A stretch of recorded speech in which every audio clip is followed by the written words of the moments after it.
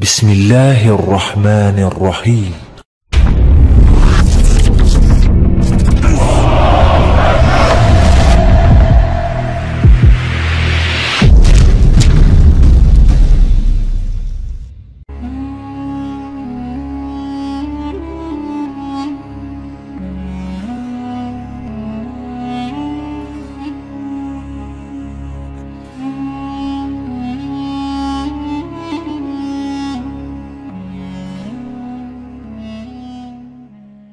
Pada kesempatan kali ini kami akan membahas mengenai sejarah Sennacherib. Tujuan saya menyampaikan sejarah ini tidak lain adalah untuk menambah wawasan kita semua agar dapat mengetahui sejarah raja-raja di masa lalu. Nah, langsung saja kita masuk ke dalam pembahasannya. Sennacherib adalah Raja Assyria. Mereka ditemukan tertulis pada sejumlah artefak, dan versi terakhir ditemukan dalam 3 prisma tanah liat bertuliskan teks yang sama. Prisma Taylor ada di British Museum, Prisma Institute Oriental di Institute Oriental Chicago, dan Prisma Yerusalem ada di Museum Israel di Yerusalem. Sennacherib dipersiapkan dengan baik untuk posisinya sebagai penguasa. Bersamanya, Asyur memperoleh seorang penguasa yang sangat pintar dan berbakat, meskipun seringkali boros. Ayahnya cukup menarik, tidak disebutkan dalam banyak prasastinya. Dia segera meninggalkan kota baru Dur-Sharrukin dan tinggal di Asyur selama beberapa tahun, sampai pada tahun 701 dia menjadikan Niniwe sebagai ibu kotanya. Sennacherib mengalami banyak kesulitan dengan Babilonia. Pada tahun 703 Mardukapal Ibdina sekali lagi memahkotai dirinya sendiri sebagai raja dengan bantuan Elam, dan langsung bersekutu dengan musuh Asyur lainnya. Setelah 9 bulan dia terpaksa mundur ketika Sennacherib mengalahkan pasukan koalisi yang terdiri dari orang Babilonia, Aram, dan Elam. Raja boneka Babilonia yang baru adalah Bel-ibni, yang dibesarkan di Asyur. Pada tahun 702 Sennacherib melancarkan serangan ke Iran Barat. Pada tahun 701 terjadilah kampanyenya yang paling terkenal, melawan Suriah dan Palestina, dengan tujuan untuk mendapatkan kendali atas jalan utama dari Suriah ke Mesir sebagai persiapan untuk kampanye selanjutnya melawan Mesir sendiri. Saat pasukan Sennacherib mendekat, Sidon segera mengusir penguasanya, Luli, yang memusuhi Asyur. Sekutu lainnya menyerah atau dikalahkan. Tentara Mesir dikalahkan di El-Tekeh di Yehuda. Sennacherib mengepung Yerusalem, dan Raja Yehuda, Hizkia, dipanggil untuk menyerah, tetapi dia tidak menurut. Seorang perwira Asyur mencoba menghasut orang-orang Yerusalem melawan Hizkia, tetapi usahanya gagal. Mengingat sulitnya mengepung benteng pegunungan seperti Yerusalem, dan pentingnya kecil kota ini untuk tujuan utama kampanye, Sennacherib menghentikan serangan dan meninggalkan Palestina dengan pasukannya, yang telah dihancurkan oleh wabah penyakit. Jumlah orang Asyur yang tewas dilaporkan meningkat menjadi 185.000. Namun demikian, Hizkia dilaporkan telah membayar upeti kepada Sennacherib setidaknya pada satu kesempatan. Bel-ibni dari Babilonia memisahkan diri dari persatuan dengan Asyur pada tahun 700. Sennacherib bergerak cepat, mengalahkan Bel-ibni dan menggantikannya dengan putra tertua Sennacherib, Asyur-nadin-shumi. Beberapa tahun berikutnya relatif damai. Sennacherib menggunakan waktu ini untuk mempersiapkan serangan yang menentukan Elam, yang berkali-kali mendukung pemberontakan Babilonia. Rute darat ke Elam telah terputus dan dibentengi oleh orang Elam. Sennacherib membangun kapal-kapal di Syria dan Niniwe.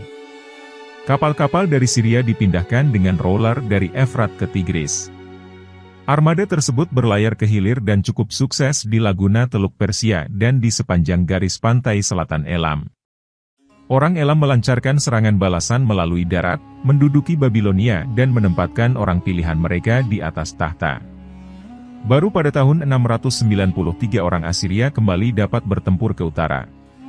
Akhirnya, pada tahun 689 Sennacherib membalas dendam.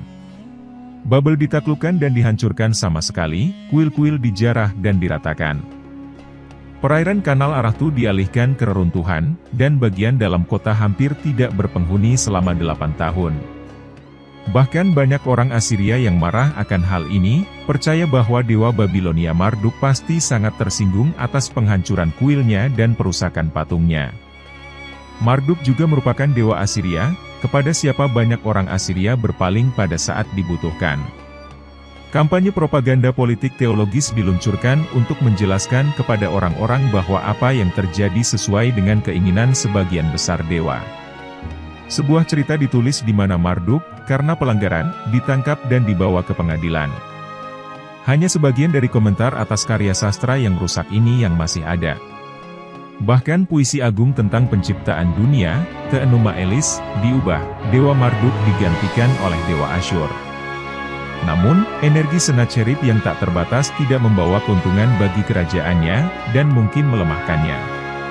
Kegigihan raja ini terlihat pada proyek-proyek pembangunannya, misalnya, ketika Niniwe membutuhkan air untuk irigasi, Sennacherib menyuruh para insinyurnya mengalihkan air dari anak sungai Zab besar.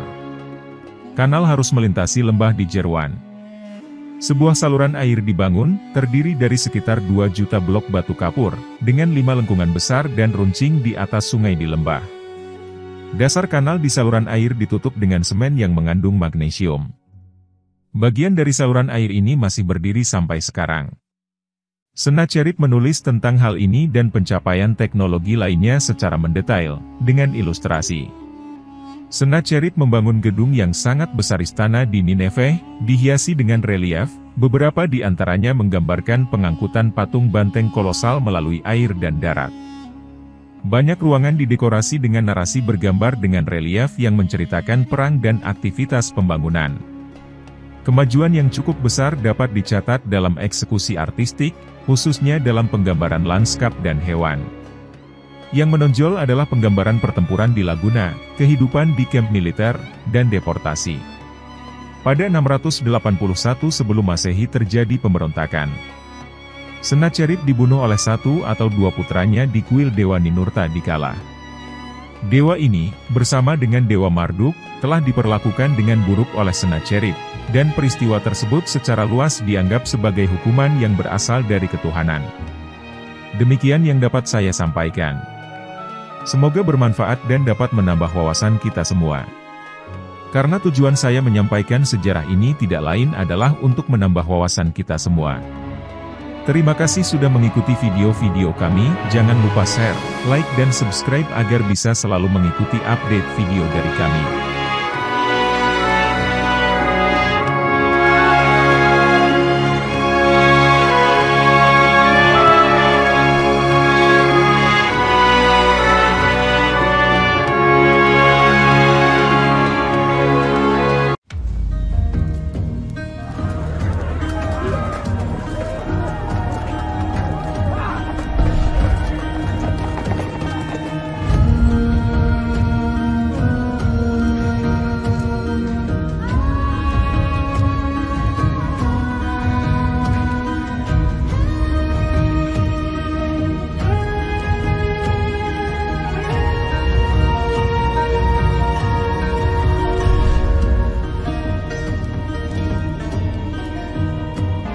حدثي بعد